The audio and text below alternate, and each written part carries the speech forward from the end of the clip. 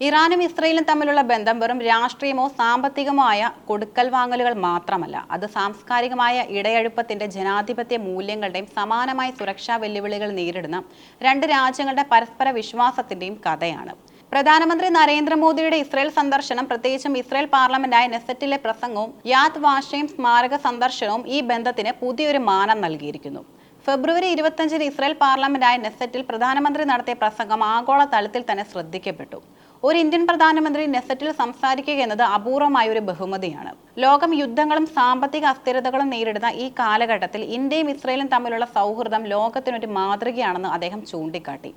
ആഗോള സമാധാനത്തിന് ഈ രണ്ട് ജനാധിപത്യ രാജ്യങ്ങളുടെ സഹകരണം അനിവാര്യമാണെന്ന സന്ദേശമാണ് അദ്ദേഹം നൽകിയത്. കേവലം പ്രതിരോധ ഇടപെടലുകളിൽ ഒതുങ്ങി നിൽക്കാതെ ആധുനിക ലോകത്തിന്റെ ചാലകശക്തികളായ artificial intelligence, quantum computing, cyber സുരക്ഷ, സെമി കണ്ടക്ടർ നിർമ്മാണം എന്നീ മേഖലകളിൽ ഒരുമിച്ച് പ്രവർത്തിക്കാൻ ഇരു രാജ്യങ്ങളും തീരുമാനിച്ചു.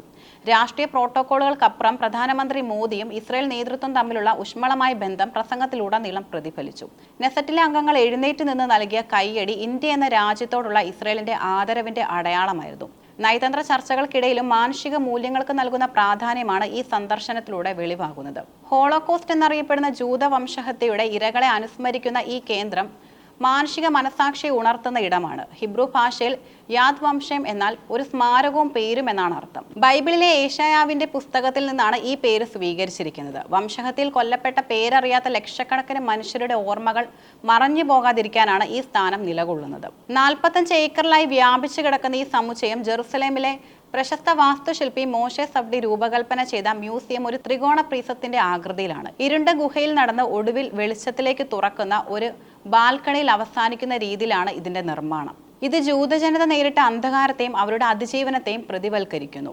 വംശഹത്യയിൽ കൊല്ലപ്പെട്ട 15 ലക്ഷം കുട്ടികൾക്കായി സമർപ്പിക്കപ്പെട്ട ഒരു ഭാഗം അതീവ വികാരഭരിതമാണ്. 5 മെഴുകുതിരികളുടെ വെളിച്ചം ഗ്ലാസുകളിൽ തട്ടി ലക്ഷക്കണക്കിന് നക്ഷത്രങ്ങളായി പ്രതിഫലിക്കുന്ന ദൃശ്യം ഓരോ സന്ദർശകന്റെയും കണ്ണ് നിറയ്ക്കുന്നതാണ്. മരിച്ചവരുടെ ഫോട്ടോകളും വിവരങ്ങളും ശേഖരിച്ചു വെച്ചിരിക്കുന്ന ഈ ഭാഗം ചരിത്രം എന്നത് വെറും അക്കങ്ങളല്ല, മറിച്ച് ജീവിച്ചിരിക്കുന്ന മനുഷ്യരാണെന്ന് നമ്മെ ഓർമ്മിപ്പിക്കുന്നു. പ്രധാനമന്ത്രി മോദിയുടെ ഈ സന്ദർശനം ഭീകരവാദത്തിനും വംശീയ വിദ്വേഷത്തിനുമെതിരെയുള്ള ഇന്ത്യയുടെ ശക്തമായ നിലപാട് കൂടിയാണ് വ്യക്തമാക്കുന്നത്. ചരിത്രത്തിലെ ക്രൂരതകൾ ആവർത്തിക്കപ്പെടരുതെന്ന വലിയ സന്ദേശം ഇതിലൂടെ അദ്ദേഹം നൽകി. ഇന്ത്യയും ഇസ്രയേലും തമ്മിലുള്ള ബന്ധത്തിന്റെ നട്ടെല്ല് പ്രതിരോധ സഹകരണമാണ്. ഭീകരവാദത്തെ നേരിടുന്ന കാര്യത്തിൽ ഇരു രാജ്യങ്ങൾക്കും ഒരേ നിലപാടാണുള്ളത്.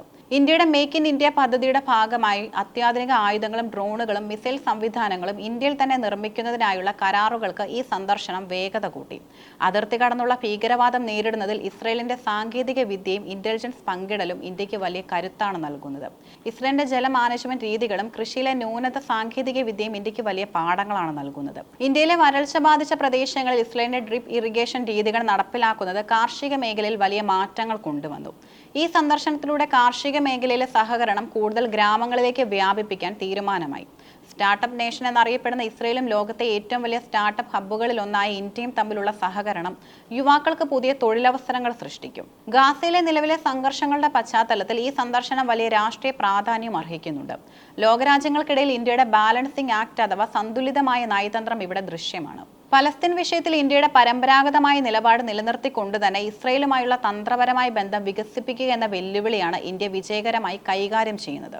ഈ സന്ദർശനം വിവാദങ്ങൾ സൂചിപ്പിക്കുന്നത് പോലെ ചരിത്രത്തെ എങ്ങനെ വ്യാഖ്യാനിക്കുന്നു എന്നത് ഇന്നും ലോക രാഷ്ട്രീയത്തിൽ ചർച്ചാ വിഷയമാണ്. എങ്കിലും ഇന്ത്യയെ സംബന്ധിച്ചിടത്തോളം മാനുഷിക മൂല്യങ്ങളും ദേശീയ താൽപര്യങ്ങളും ഒരുപോലെ പ്രധാനമാണ്. പ്രധാനമന്ത്രി നരേന്ദ്രമോദിയുടെ സന്ദർശനം ഇന്ത്യ ഇസ്രയേൽ ബന്ധത്തെ തന്ത്രപരമായ പങ്കാളിത്തത്തിൽ നിന്നും സമഗ്രമായ ആഗോള പങ്കാളിത്തത്തിലേക്ക് ഉയർത്തിയിരിക്കുന്നു. ഈ സന്ദർശനം നിശബ്ദമായ പ്രാർത്ഥനയും നെസറ്റിലെ ഉജ്ജ്വലമായ പ്രസംഗവും ഒരേ നാണയത്തിന്റെ രണ്ട് വശങ്ങളാണ്. ഒന്ന് ഭൂതകാലത്തിലെ മുറിവുകളെ ഓർമ്മിപ്പിക്കുന്നു, മറ്റൊന്ന് ഭാവിയിലെ പ്രതീക്ഷകളെക്കുറിച്ച് സംസാരിക്കുന്നു. ഇന്ത്യ ലോകഗുരു എന്ന നിലയിൽ സമാധാനത്തിന്റെയും വികസനത്തിന്റെയും പാതയിൽ ഇസ്രയേലിനെ പോലുള്ള രാജ്യങ്ങളെ കൂട്ടിയിണക്കി മുന്നേറുകയാണ്. ഈ സന്ദർശനം വരും ദശകങ്ങളിൽ ഏഷ്യയിലെയും പശ്ചിമേഷ്യയിലെയും രാഷ്ട്രീയ ഗതിവിധികളെ നിയന്ത്രിക്കുന്നതിൽ വലിയ പങ്കുവഹിക്കുമെന്നതും ഉറപ്പാണ്. പ്രധാനമന്ത്രി നരേന്ദ്രമോദിയുടെ ഇസ്രയേൽ സന്ദർശനത്തിന്റെ ഭാഗമായി ഇരു രാജ്യങ്ങളും തമ്മിലുള്ള സാമ്പത്തിക ബന്ധം കൂടുതൽ ദൃഢമാകുന്ന ഒട്ടനവധി സുപ്രധാന കരാറുകളിലാണ് ഒപ്പുവെച്ചത്. കേവലം ഉഭയകക്ഷി വ്യാപാരത്തിനപ്പുറം ആധുനിക സാങ്കേതിക വിദ്യയും നിക്ഷേപവും അടിസ്ഥാനമാക്കിയുള്ള ഒരു ദീർഘകാല സാമ്പത്തിക പങ്കാളിത്തമാണ് ഈ കരാറുകൾ ലക്ഷ്യമിടുന്നത്. പ്രധാന സാമ്പത്തിക കരാറുകളും ലക്ഷ്യങ്ങളും നിരവധിയാണ്.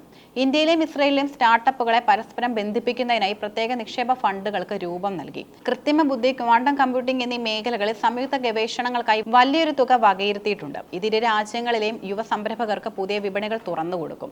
മേക്ക് ഇൻ ഇന്ത്യ പദ്ധതിയുടെ ഭാഗമായി പ്രതിരോധ സാമഗ്രികൾ ഇന്ത്യയിൽ തന്നെ നിർമ്മിക്കുന്നതിനായുള്ള കരാറുകളും ഒപ്പിട്ടു. ഇത് ഇറക്കുമതി കുറയ്ക്കാനും ഇന്ത്യ ഒരു ആഗോള പ്രതിരോധ നിർമ്മാണ ഹബ്ബാക്കി മാറ്റാനും സഹായിക്കും. ഇസ്രയേലിന്റെ വികസിത ജലസേചന രീതികളും കൃഷിയിലെ നൂതന വിദ്യകളും ഇന്ത്യയിലെ ഗ്രാമങ്ങളിൽ നടപ്പിലാക്കുന്നതിനായി അഗ്രികൾച്ചർ സെന്റർ ഓഫ് എക്സലൻസ് പദ്ധതികൾ വിപുലീകരിച്ചു. ഉപ്പുവെള്ളം ശുദ്ധീകരിക്കുന്ന സാങ്കേതിക വിദ്യ ഇന്ത്യക്ക് കൈമാറുന്നതിനുള്ള സാമ്പത്തിക ധാരണകളും ഇതിൽ ഉൾപ്പെടുന്നു. ആഗോള ചിപ്പ് ക്ഷാമം പരിഹരിക്കുന്നതിനായി സെമി കണ്ടക്ടർ മേഖലയിൽ ഇസ്രയേലി കമ്പനികൾ ഇന്ത്യയിൽ നിക്ഷേപം നടത്താൻ സന്നദ്ധത പ്രകടിപ്പിച്ചു. ഇത് ഇന്ത്യയുടെ ഇലക്ട്രോണിക്സ് നിർമ്മാണ മേഖലയ്ക്ക് വലിയൊരു ഉത്തേജനം നൽകും. ഹരിത, ഹൈഡ്രജൻ, സൗരോർജ്ജം തുടങ്ങിയ പുനരുപയോഗ ഊർജ്ജ സ്രോതസ്സുകൾ സംയുക്ത നിക്ഷേപം നടത്തിയതിനും കരാറുകളുണ്ട്. ഈ കരാറുകൾ പ്രകാരം ഏകദേശം കോടിക്കണക്കിന് ഡോളറിന്റെ നിക്ഷേപമാണ് വരും വർഷങ്ങളിൽ ഇന്ത്യയിൽ പ്രതീക്ഷിക്കുന്നത്. ഇന്ത്യയുടെ വിശാലമായ വിപണിയും ഇസ്രയേലിന്റെ അത്യാധുനിക സാങ്കേതിക വിദ്യയും ഒത്തുചേരുന്നതോടെ ലോകത്തെ ഏറ്റവും കരുത്തുറ്റ സാമ്പത്തിക അച്ചുതണ്ടുകളിൽ ഒന്നായി ഈ സഖ്യം മാറും. വ്യാപാര തടസ്സങ്ങൾ നീക്കുന്നതിനും കസ്റ്റംസ് നടപടികൾ ലഘൂകരിക്കുന്നതിനുമുള്ള ധാരണാപത്രങ്ങൾ കൂടി ഒപ്പിട്ടതോടെ ഇരു രാജ്യങ്ങളും തമ്മിലുള്ള ബിസിനസ് ഇടപാടുകൾ കൂടുതൽ സുതാര്യമാകും.